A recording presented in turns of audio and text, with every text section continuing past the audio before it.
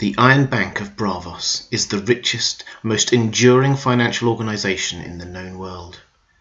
It is also the most ruthless in collecting its money from its debtors, and the Iron Throne owes it a lot of money. So, what will it do to get its money back? Hi everyone, this is Robert. Welcome to In Deep Geek, particularly if you are a first-time viewer. Please do consider subscribing if you enjoy the video. Let's start by looking at how the Iron Bank works and the incredible lengths it will go to get its money back. Then see what this means for what will probably happen in Season 7. The Iron Bank was founded hundreds of years ago, shrouded in the mists of history. The founders used an abandoned iron mine as a depository for their wealth, guarded by hired mercenaries and hidden away from the gaze of the Valerian Empire. The mine is still used for the same purpose, but over the years the bank has expanded its reach, establishing a fearsome reputation as moneylenders and accumulators of wealth. Its strategy for attaining this status is simple, having proven successful over many centuries. The bank will lend to monarchs and traders alike for as long as they are confident of getting their money back. But as soon as a debtor cannot meet their commitments or refuses to pay their due, the bank will use its vast resources and wealth to extract their due. When it comes to monarchs and rulers, this means that the Iron Bank will actively support a rival to the throne, giving them the credit they need to build or maintain an army. They have just one condition for this support: that when the rival gets into power, they take on the debt of their deposed predecessor. Of course, if then they can't or won't pay, the Iron Bank simply replaces them with someone who will, and the cycle continues. As their motto states so bluntly, the Iron Bank always gets its due. In the show, the issue of the Crown's debt has been bubbling under the radar ever since the first season. When Ned Stark arrives at King's Landing, he discovers straight away that King Robert has built up a debt of 6 million gold dragons. Half of this is owed to the Lannisters, and we learn from the books that most of the rest is to the Iron Bank. The small council seems incredibly relaxed about the whole situation, and there is no hint that the Iron Bank has yet even thought about calling in its debt.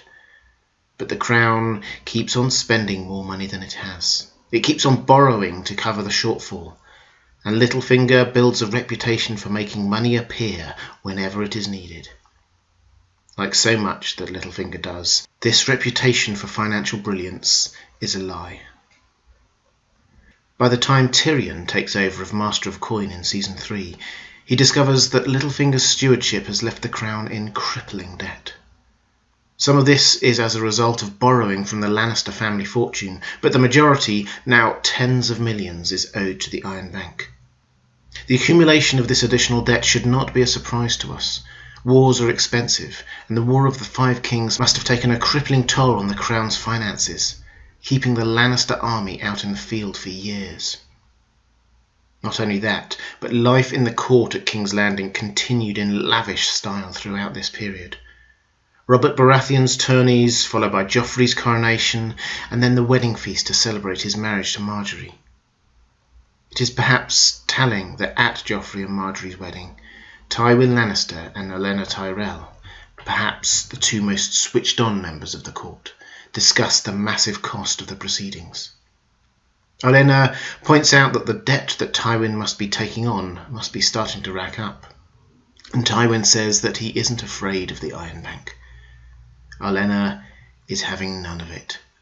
They both know he is smart enough to be scared of running afoul of the Iron Bank of Braavos, she says. And she's right. Later on, we see Tywin trying to explain this to Cersei. He says, "One stone crumbles and another takes its place, and the temple holds its form for 1,000 years or more. And that's what the Iron Bank is, a temple. We all live in its shadow, and almost none of us know it. You can't run from them. You can't cheat them. You can't sway them with excuses. If you owe them money, and if you don't want to crumble yourself, you pay it back." Cersei, of course, doesn't take her father's words seriously, and I think we will see the ramifications of this play out in Season 7. More about that in a moment, because the situation Cersei finds herself in is actually far more serious than either he or she realised at the time. Not only has the Crown's debt to the Iron Bank reached astronomical levels, but the gold mines that had kept the Lannisters so rich for so long have now run dry. This means that Cersei could not and cannot bail out the kingdom's debts using the Lannisters' riches. So this is the situation when Stannis arrives at the Iron Bank, seeking a loan to resupply his army and hire a fleet of sell sails. The moneylenders at the bank will already have been thinking about alternative ways of getting their money back from the Lannisters. Tellingly, the argument that finally persuades them to support Stannis is not about how trustworthy he is, but about how precarious the Lannisters' situation is. Braavos points out that Tywin is an old man, and that Tyrion is on trial for murder. When both of them are gone, the Crown's debt would be in the hands of Cersei, Jaime and young Tommen, none of whom inspire great confidence as long-term investment partners. And so the bank were persuaded to start investing in Plan B, Stannis. Sure enough, Tywin was soon dead, Tyrion was in exile, and Cersei effectively ruling with Tommen as a puppet king. The Iron Bank started to lose even more faith in the Lannisters, and decided to call in a tenth of what was owed them. The saving grace here could have been the Tyrells. They are a wealthy family, and Mace Tyrell offered to lend the Crown enough to cover the payment, but Cersei's paranoia got the better of her, and she refused, unwilling to become indebted to what she considered to be an even greater threat than the Iron Bank. Instead, she dispatches Mace to Braavos to open discussions with bank officials, albeit with not much of a negotiating position. In fact, it was quite clear that Cersei's prime motivation was not so much dealing with the debt, as simply getting Mace out of King's Landing so she could continue her plotting. As far as we can tell, that mission to Braavos achieved nothing except convince the Iron Bank that it wasn't being taken seriously. This view can only have been underlined by Cersei's massacre at the Great Sept. By wiping out almost all of the Tyrell family, she may have removed some rivals in King's Landing, but she has also cut herself off from the one family in the Seven Kingdoms that could possibly have bailed her out of her obligations to the Iron Bank. An all-out assault on Highgarden is probably now her only hope of financial survival. And so we get to the position we are now in. On the one side, we have Cersei, newly emboldened by her ascent to the Iron Throne, uncaring of the astronomical debt she is sitting on, and almost certainly about to launch another series of costly wars. And on the other, we have the Iron Bank, committed to reclaiming all its money, angry that its demands for repayment have been rebuffed, and very willing to bankroll a rival to the throne. What does all this mean? I think it means that we can expect to see the return of the Iron Bank in Season 7 with a vengeance, and very serious about recouping their investment through whatever means necessary. They are clearly exasperated by the Iron Throne's unwillingness to pay its due, regardless of which Baratheon or Lannister is on the throne.